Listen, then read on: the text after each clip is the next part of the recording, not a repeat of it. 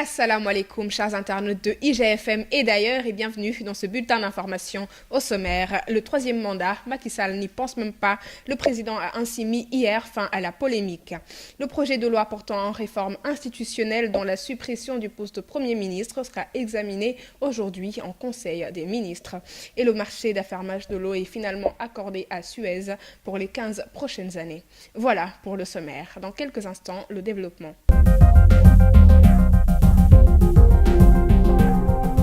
Macky Sall clôt le débat. Le troisième mandat, il n'y pense même pas. Il a déjà pris des engagements fermes en ce sens et ne compte pas solliciter les suffrages de ses concitoyens en 2024. Lors d'une rencontre avec les députés hier, le président a ainsi éclairci la lanterne de toute personne qui se poserait encore la question. Il a invité d'ailleurs ses partisans à travailler vite et bien, car 5 ans, ce n'est pas assez temps.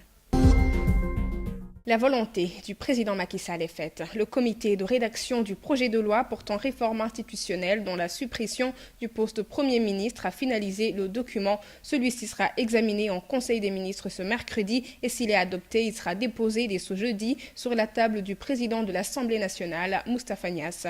Le document sera ensuite examiné en procédure d'urgence pour être exécuté d'ici la fin du mois. La commission des marchés du ministère de l'eau vient d'attribuer le contrat d'affermage au groupe français Suez pour une durée de 15 ans. La Sénégalaise des eaux, SDE en sigle, prend acte et compte user de toutes les voies de recours légales qu'offre la loi pour demander l'annulation de cette décision. Sur les ondes de la radio Futur Média, le directeur général de la SDE promet que dans les prochains jours, il y aura un recours gracieux au niveau du ministère de l'eau et de l'assainissement. Si la SDE n'est pas satisfaite, elle introduira un recours contentieux à l'autorité de régulation des marchés publics. Si cette dernière valide ce contrat, la SDE pourra en dernier lieu saisir la Cour suprême pour l'ultime décision. 800 jeunes cheminots sénégalais seront embauchés et formés pour les besoins de l'exploitation du train express régional dont la mise en service est prévue sous peu selon Le Soleil. L'annonce est du président directeur général de la Société nationale des chemins de fer français dont l'entreprise a la charge de l'exploitation et de la maintenance du TER pour les 5 ans à venir. Les recrutements de ces jeunes cheminots ont déjà commencé et se poursuivront dans les prochains mois.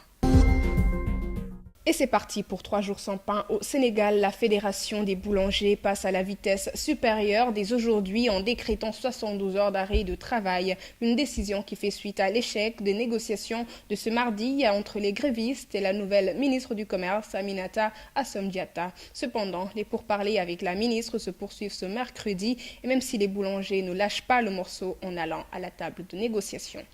Merci chers internautes d'avoir suivi ce bulletin d'information. Rendez-vous demain sur www.igfm.sn. Yen Doulen. Ak jàmm.